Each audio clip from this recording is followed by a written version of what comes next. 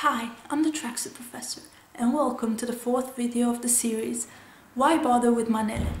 A story of power, money, and enemies. We left off in the last video with the Apollonian, in a state of uncertainty, and I think that it's only fair to bring up the Dyonisian into discussion, because this is the context where it really shines, inciting self-dissolution and erasing the boundaries between illusion and reality. Thus, it is shattering our sense of identity, as well as our symbolic social position. No other practice, except maybe for the ritual celebration of Dionysus, showcased this aesthetic dimension as fully as the carnival. Russian philosopher Mikhail Bakhtin extensively studied carnival and described it as the world standing on its head.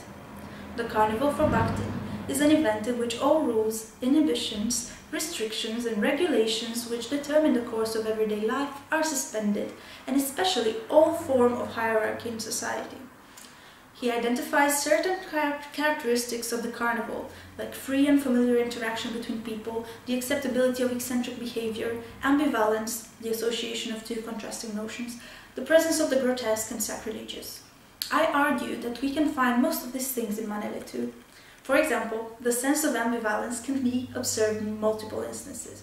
One would be at discourse level, portraying simultaneously two or more different moral standards, the traditional and the deviant. We have the family man, happily married, respected in his community, a good Christian that is at the same time involved in dubious businesses.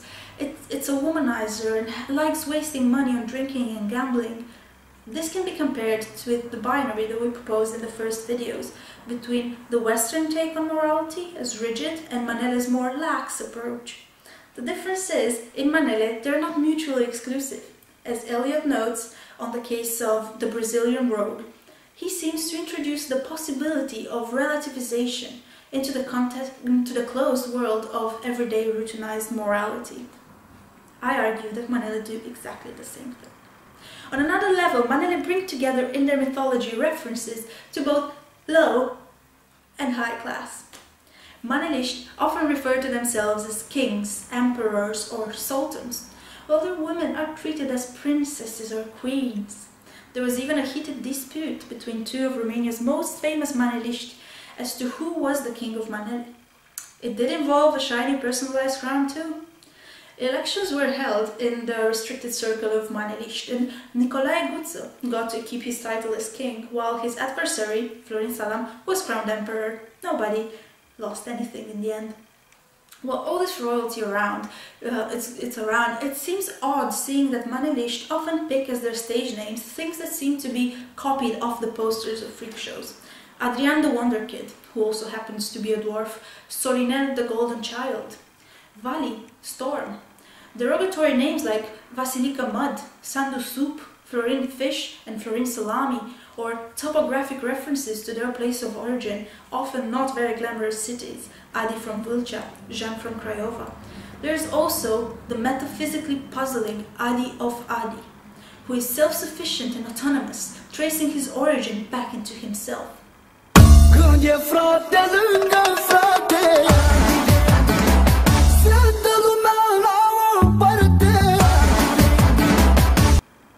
You're allowed to laugh. Why shouldn't you? Both singers and listeners acknowledge Manele as comical. Through field research, Stoichita has noticed that even those who were believed to take Manele seriously, the hardcore listeners, were able to see the inherent parody within them. A sense of self-referential humor and the ability to be able to joke around, sometimes at the expense of others, is highly regarded in Manele and is part of that sense of innate cleverness. In this respect, Manele videos speak for themselves. Picture this. A man well in his 40s sings about his affair with a schoolgirl, while on screen roll images of him teaching her to ride a bike. Title: She might be young, but she's really hot. Another video shows a duo complaining about being knocked down by the weight of the money in their trousers, while pulling banknotes from all their pockets. Title: I've got them on my left, I've got them on my right. The icing on the cake, though, is the pure absurdity of this video, where bulky men with no shirts or on wearing occasionally long leather jackets are part of a strange choreography which seems to involve breaking something on their knees. Title doesn't mean anything, but pretty counterintuitively it has something to do with a girl being the bomb. Laughter is essentially Manele, but it is different to the negative laughter of the satirist, who places himself above the object of his mockery. He is opposed to it. The wholeness of the world's comic aspect is destroyed, and that which appears comic becomes a private reaction. This is typical when laughing at something, and is common reaction of those who criticize Manele. But the laughter in Manele is an ambivalent laughter, which expresses the point of view of the whole world. He who is laughing also belongs to it. To round off our exploration of the carnival, we must look at one of the most important aspects of Manele, the practice of tipping. It involves willing audience members paying the Manele singer a tip that can sometimes be as much as 200 euros to request a song or dedicate a song to someone. The structure of such a request is as follows. First, the person whispers the information in the performer's ear. Then he repeats out loud in the microphone with theatrical embellishments, from X for Y, followed by a message and the amount of money that they tipped. This process is repeated throughout the songs in a performance, as individuals keep interrupting the singer and fragmenting the performance even more. In the live context, it becomes less about the song and its meaning and more about that feeling of rapture generated by living in the music. Singers often improvise even, shouting commands to their band. Florin Salam confesses in one performance to the audience and says that he loves to sing and money have no value to him, as he pleads them to please stop assaulting him with requests and let him finish the song. He says, "This song, we're doing it without the money. Let me do my craze." Pentru Mirele și Vineasa! În continuare pentru tine! Și pentru tatălui Giga! 2 milioane! Mulțumim mult de tot! De la Laszlo, pentru nepoții lui de la Laszlo! Pentru nepoții lui de la Laszlo! Nepoții lui! Nepoții lui, nora lui! Nora lui de la Laszlo! Fără număr, pentru nora lui! Pentru toată lumea de la Laszlo! Ia-uzi! The universe of the song is constantly disrupted by the auction-like displays of financial potency and generosity of the audience. What Manele do is offer everyone the possibility to buy into the story. Think about the use of the first person in Manele. Some lyrics go like this. "I'm the bomb of bombs, the boss of bosses, the head of the mob." The I here does not refer to the singer, but is an empty pronoun, allowing everyone to slide into the skin of this mythical hero. Tipping populates the universe of Manele with the names of those who tip, and the names of those who they tip for, enabling the audience to speak to and through the singer sometimes alters the way the song is read.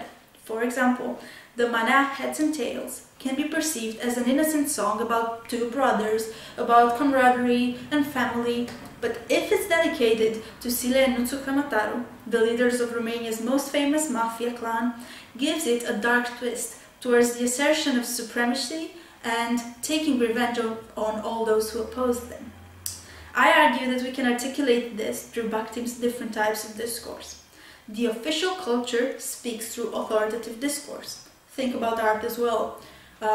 It's a product of the author genius whose intentions one has to know in order to understand the work. It's a one-way process.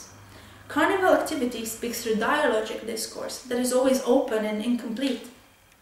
Manele create more the idea of multi-directional discourse, which, quote, resembles the ambivalent and subversive language of the marketplace, simultaneously debasing and renewing, revealing and hiding, selling and entertaining.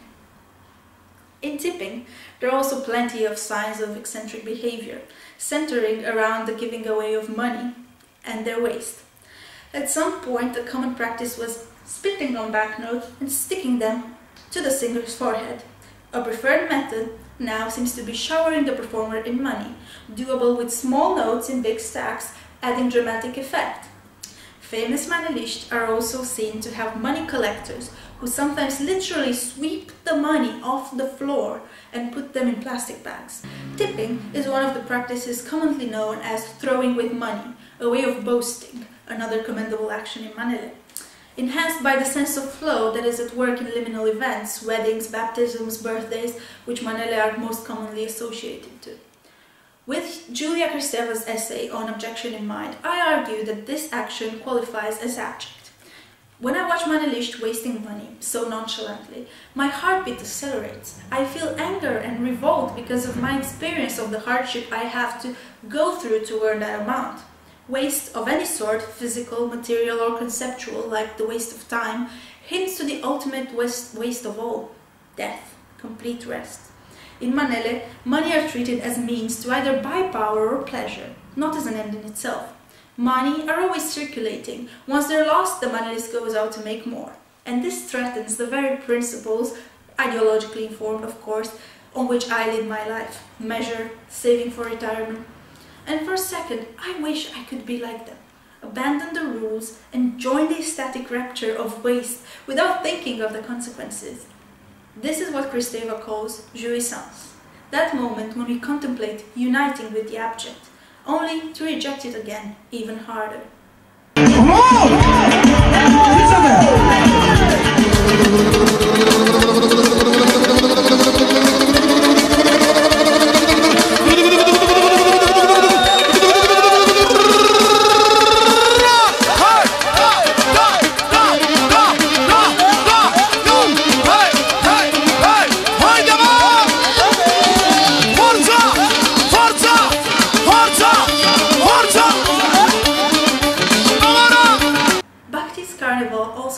About the dissolution of hierarchy. Princes and paupers are equal and free to interact. He says that Carnival is not a spectacle seen by the people, they live in it, and everyone participates because its very idea embraces all the people. This is particularly true for Manele.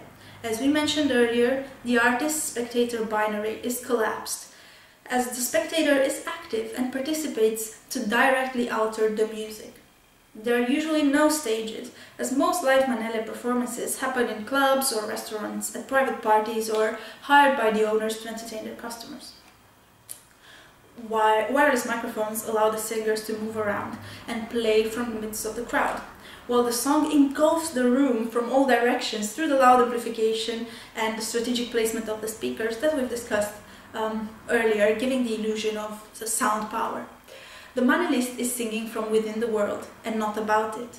The competition for supremacy in the world of Manele is alluded to be quite fierce, yes, and hierarchy would be one of those things to be enforced. And in a way, it is, sometimes. But think about these examples. In public Manele events, in clubs or restaurants, the clever boys who are rich are not the only ones doing the tipping. It's also the wannabes, those who want to appear rich, to make a name for themselves or climb the social ladder. Hierarchy here is blurred. Also, a story of two leaders of rival underworld factions coming together and reconciling in the beatitude produced by the performance of Manele is particularly significant as well, and immortalized in a manna called "The Brigades Have United." Well, hierarchy obviously is very important in the real world, but in the moment of Manele it loses its power as it becomes irrelevant in the play of appearance and the musical rapture.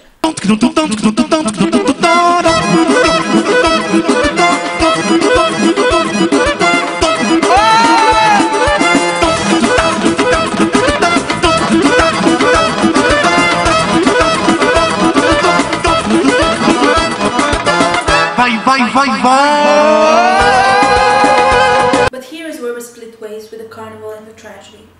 Because Greek tragedy and the carnival are both seen as ways of coping and temporary reversals of ideology and hierarchy.